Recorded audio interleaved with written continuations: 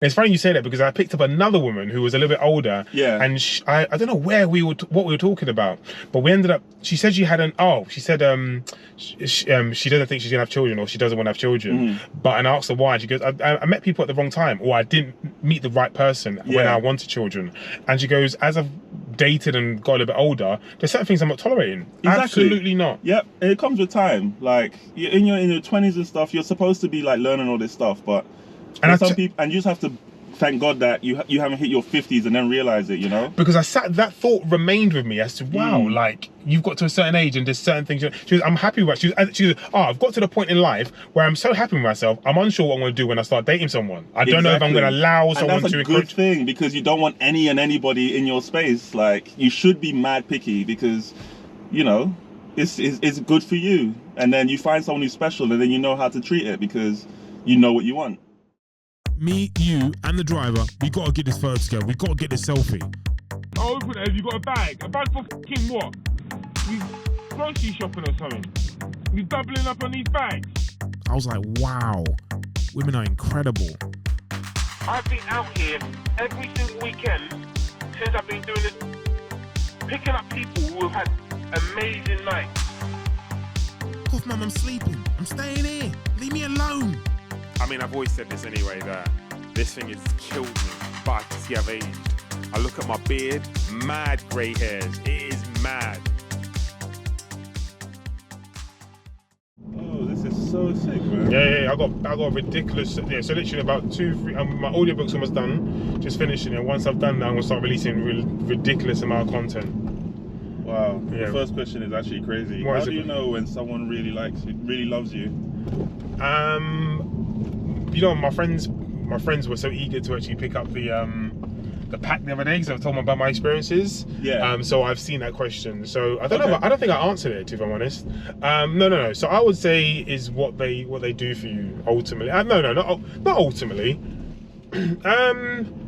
What they do for you, I think, definitely counts for a lot in terms of like them leading with their heart or being prepared to go above and beyond for you. Do you know what I'm saying? Because I think away from those initial feelings of like being happy or being with someone or beginning to fall in love with someone or just being in a relationship, I feel you feel there's not an obligation, but you just do things for people. But after that initial period, like if you're then willing to then go above and beyond for someone, then I think that's a sign that someone cares about you or really cares about you. That's true. I think love is a tough one because it's a bit it's different forms of, not different forms of love. I think everyone expresses love in a different way. Exactly. That's exactly it. Like the way that people express love to you might not actually be the way you need it, or the way that you could actually thrive from it. So people have all learnt their ways of like surviving when dealing with a loved one. They might have done that through their parents or through siblings or other family members or whoever, and then they just have those things internalized, and then they just express that towards anyone that they have feelings for. And it's subconscious. It's all stuff that you just do because if you haven't really thought about how you've actually learned how to love, then when you do it, you might actually be hurting the person subconsciously. That's really interesting. Yeah, I feel like being in situations myself is just like, and listening to girls talk that I've talked to and like fell in love with and fell in love with me, it's just like you realize that it's not a case of the things that I'm feeling as a result of their love that makes me feel bad. That it's not a case that they're doing it on purpose because they're like, oh, actually, no, I don't love you. I'm actually hurting you because I'm manipulating you. But when people feel that love aspect and they think back to whatever neural networks in their head that they formed as like kids that through people that they loved, when they regurgitate that on you, it's just subconscious because they feel that that's normal and that's how they feel normal. Anything else just feels weird. So I feel like, how do you know when someone really loves you? Is like when someone's doing something that they don't even understand, or they don't even like comprehend their actions, or like they're just doing what comes naturally to them and it's just honest from them, you know?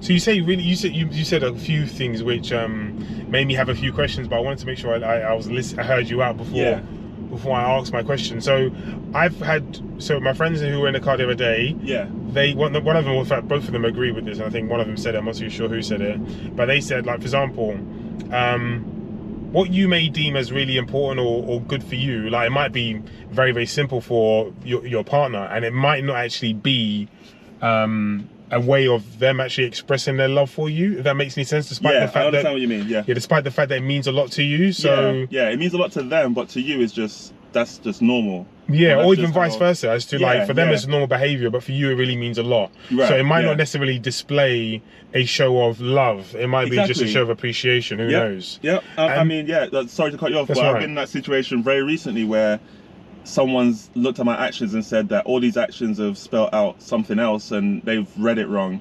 And I've just been like, that's just what I do. That's just normal behavior for me. I didn't think I was doing anything above and beyond and being extra special. I was just doing what comes naturally to me. But for them, the way they read it made them feel that, oh, this is very special and this is something that's something more than what the other person thinks. So it's just about understanding that person, really, you know? I think, if we're on the same page. It is. It's mad because I picked up someone today and we're talking about, I don't even know what we're talking about, to be fair, all right? But we fell on this subject of love, or certainly relationships.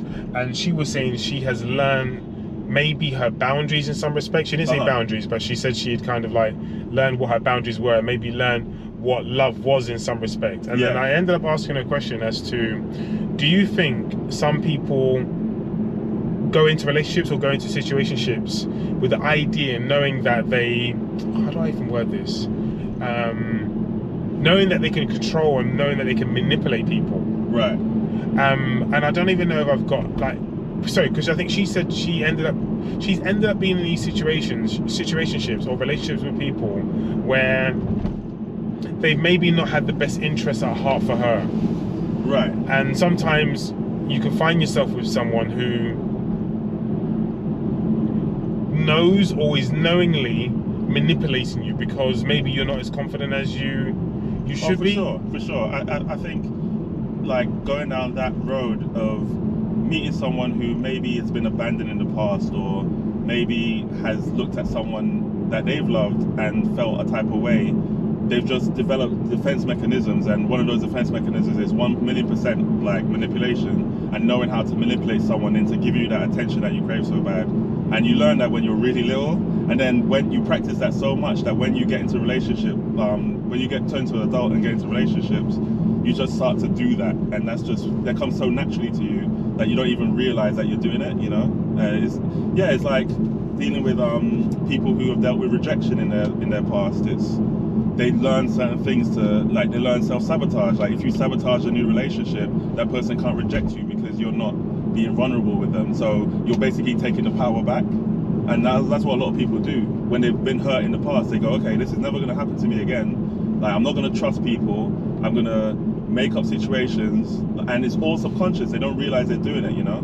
Like that's what I feel. So that's crazy.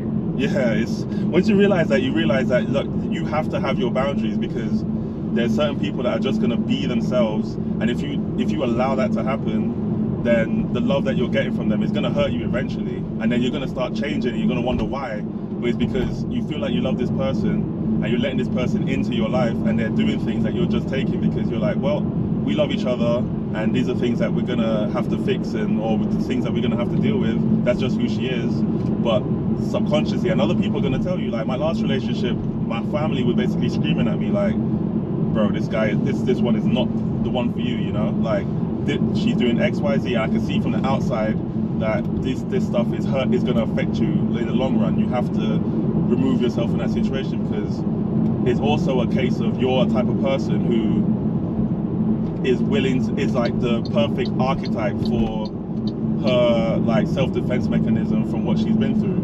So if you're a helpful person, if you're an open person, a vulnerable person, someone who's not that way and has dealt with stuff in the past that has made them develop these techniques that keep people in her life, you're the perfect type of person to fall for that. And you don't know that, because you're basically feeding into that and thinking that you're getting that feedback and thinking that it's love, when it's actually just someone dealing with their stuff, falling in love with you. It is love, but the way that they're loving you and the things that they're doing as a reaction to their love to you is causing you to just be that type of person to take it, and they're just draining you until there's nothing left. That's really interesting. So what type of person was she?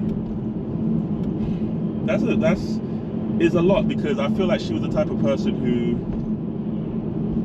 needed approval for things. Like, was very much a case of she had a lot of like she needed things to be in control, and she needed control of things, and also she had a lot of like she would be distracted a lot. So like, if you can't just focus on one thing, it'll be like, okay, if there's this thing and there's this other thing, so she would create this chaos around things so that nothing is really in control, and therefore she doesn't have to like focus on what's really important, if that makes sense.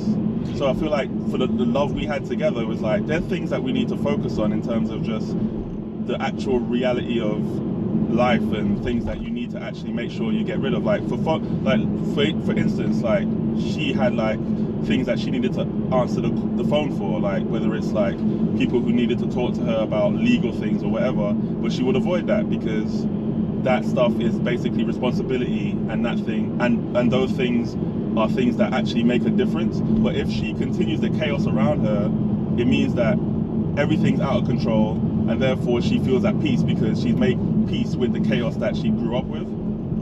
So, and therefore when she fell in love with me and we fell in love with each other, it turned into a case of, I need things to be chaotic. I can't control things, because things, if I let things if I put a lot of like weight on things and make things very very important, that shit could get taken from me, like it's been taken from me in the past.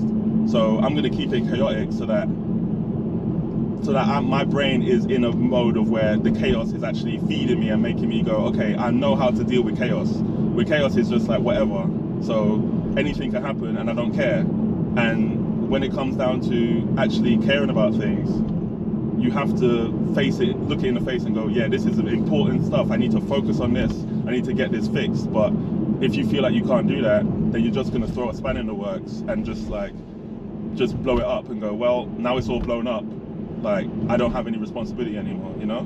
Cool, I kind of understand that. Do you know what is mad? Because there's a number of things that you said there, like, and I mean, sometimes you shouldn't actually hold on to the initial thought or where we certainly start the conversation, because with what I explained to you, yeah, I'm still trying to process my conversation earlier. Right. And then I'm trying to then explain it to you, and I thought, you know what, I've not even made any sense of the conversation I've had earlier, because I'm still trying to process those thoughts. Yeah. So can you give me an example of what you're referring to? Because there's a part of me thinking I'm trying to process and explain to you properly what happened earlier, but actually I'm thinking I'm wasting my time because I've not even processed it properly. But at the same time, you're telling me about this relationship, which is actually really important and really interesting, because I'm thinking, there's a part of my common sense is thinking, like, why would someone go to so much length to cause chaos when there's no need for chaos? But you don't know what someone's been through in some respect. You know what I'm saying? And how you enabled her in some respect. But exactly, because I feel like just talking to someone, they'll tell you everything about it. And she was a very talkative person, and she was ready to explain everything to me and just air out any business she had. And we've like known each other for a couple of months, so it's things like just having that feeling of a kid of being the only child, and then having a sibling come, and then realizing that the sibling is getting more attention, and then getting in trouble for things that weren't her fault and things like that. When I hear her tell me stories about things where she's been in trouble, been talked down to, and been like rejected based off of things that she didn't do, I realize she's going, look, I don't have control of this situation, so I'm just gonna burn everything, because at the end of the day, like, if it's all chaotic and I could like manipulate the situation so that people don't know what's actually going on, then we're all in a state of confusion. I don't want to be like, I don't want to believe that the people that love me this much are going to like not believe me, not take care of me,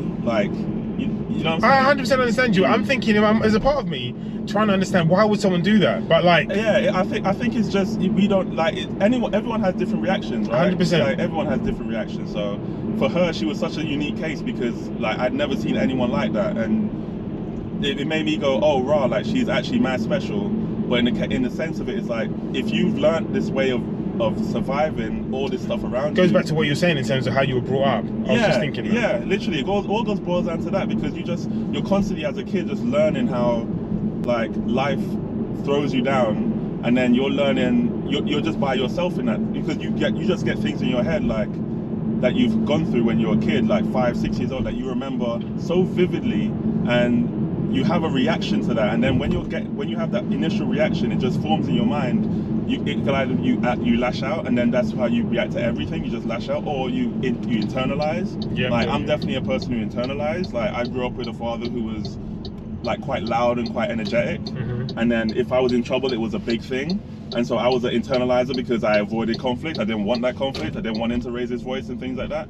So that's also gone into my like personal life, my work, my relationships and things like that, where I just allow things to happen. So if you go with someone who's boisterous and goes, no, I'm going to outwardly throw out energy and just make everything chaotic so that everyone else feels as bad as me, then you're going to latch onto someone like me, who's a person who internalizes all that stuff, you know? And sorry, there's a lot being said in this conversation. Yeah, I'm all over the place. No, because you're making sense is that sometimes a conversation moves so fast, and you're just hanging on. Yeah, but I'm also trying to process it and understand at the same time. Yeah. So what would someone like her been through? You don't have to. I would say definitely father issues. Thinking about understand that her father, like her father was a bit mean in terms of like spending, and mean in terms of giving to the family and helping the family and helping her. So she's always been she's basically been she's seen her other siblings be taken care of because of their personality type. Matching with him, he feels the need to take care of like her sister, but she was a headstrong person who was like, I'm gonna do it by myself. And she was brought up that way. She was brought up to that, no, you do it by yourself. If you fall down, you pick yourself up, things like that. But she saw how her sister was being babied, and she realized, oh, okay, I need to do this by myself. And then she acted out because of that. And she internalized it so much. And even her mum, like the same thing with her mum, the same exact situation where she feels like she's been harshly treated. And it's because of her reaction to the fact that she felt alone in certain situations. So she just went, well, if I'm alone, then I'm gonna do everything by myself. And it's almost like acting out. You go, okay, I'm gonna do this and do that, and like you can't say anything, but literally deep down it's a case of, I want you to see me doing this so that I get your attention. No, I totally understand that, because when you mention father issues and stuff like that, or even away from father issues, it's almost like chaos in your household. And I think when you've grown up with chaos in your household, because it's such a norm, and now because you have, let's say, a little peace or a bit of consistency by actually someone being with you, it's almost like I don't say foreign, but it's not. Yeah, it's not what you're used to. Correct. And there's so many people, like there's a saying. Someone said, like you can't put saltfish in fresh water. Like if a fish grew up in salt water, you can't just take them out and put them in fresh water and expect them to thrive, because they're so used to that saltwater environment. So if you move them out of the environment abruptly, they're gonna act out. They're gonna go like, this is foreign to me. I need this environment to be what I'm used to. That is insane. And then they're gonna make that. So they're gonna do that. So your analogies, or the analogies of some of the examples you have given, have been really, really good. Okay, cool. So what do you do for a living? Do you say? I'm a software engineer. Okay, that might explain a lot, because there's processes involved with that. Okay, cool. So I've written in the past. I've been a writer when I was a teenager. So all right, cool. So what would you? Oh, for goodness sake! Okay, the conversation moves so fast. I've lost my thought. Yeah, there's a lot going on, man. So, what would you do? I mean, I guess you've been through this situation before. What would you do with someone who is or has gone through that? You've met them. You've been through this. Oh, what would you do this time around if you were in that same situation? Yeah, I understand what you mean. I think I would. It was definitely what the conversation you had with that lady before is about, setting your boundaries, having your non-negotiables, and saying, look, that's like, these things that you're doing don't align with what I want in my life, my peace and things like that. And it's not anything personally against you. It's just the fact that you are the type of person who needs certain things around you, and I'm not willing to align with that. It's about really realizing that the compromise comes from both people. Both people have to actually give up something to get something. And if you feel like someone is actually just encroaching on the things that you said, look, this is paramount. Like, you have to actually sit down and be with yourself and go, look, I know exactly what I want in life and in a relationship and in the people that are around me. I need to make sure that no one is pushing that. And I've definitely, in that relationship, I've let those boundaries get pushed, and in other relationships too. And it's just, it also comes with honesty. Because if you're a person who's like afraid of what they're going to react to and afraid of them like moving away or leaving or taking something from you, then you're just gonna say, yeah, I'm gonna say this just to keep the peace. And that, do you know what is crazy? You know, because I know as we even close this journey, I've literally finished reading The Art of Negotiation. Yeah. And it talks about people who are scared, like some people are scared of negotiating. And I guess what you find with people who are scared of negotiating, and I guess like a very quick example in the book was, it was saying that there's some people in life who are married, or there are people who are married in life who you would have heard they've not really had an argument or anything along those lines before, but found themselves getting divorced, and it's because they've done all their lives between them is compromise. Exactly, and you have to learn. Like something I'm learning right now is to go for that what's the word, confrontation. You have to allow it to come to you. 100%. In that confrontation comes the honesty, and then you could actually work from there. But if you're not doing that, then someone's just going to be taken from you, and you're going to have to pay that bill and pay that receipt at some point. Yeah. At some point, it's true. It's a futile battle, and it's just definitely unlearning that you have to do. Once you've seen it, it's a bit scary, but give it time and you realize after a while, like, this is definitely for the best, man.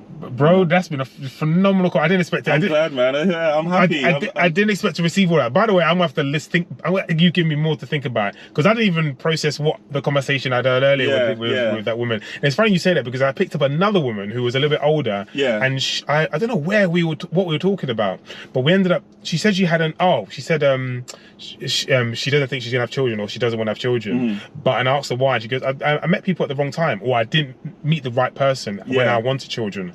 And she goes, as I've dated and got a little bit older, there's certain things I'm not tolerating. Exactly. Absolutely not. Yep, it comes with time. Like in your 20s and stuff, you're supposed to be like learning all this stuff, but some people, and you just have to thank God that you haven't hit your 50s and then realize it, you know? Because that thought remained with me as to, wow, like, you've got to a certain age and there's certain things. She was, I'm happy with it. She was, I've got to the point in life where I'm so happy with myself, I'm unsure what I'm going to do when I start dating someone. I don't know if I'm going to allow someone to that's a good thing, because you don't want any and anybody in your space. Like, you should be mad picky, because, you know, it's good for you. And then you find someone who's special, and then you know how to treat it, because you know what you want, you know?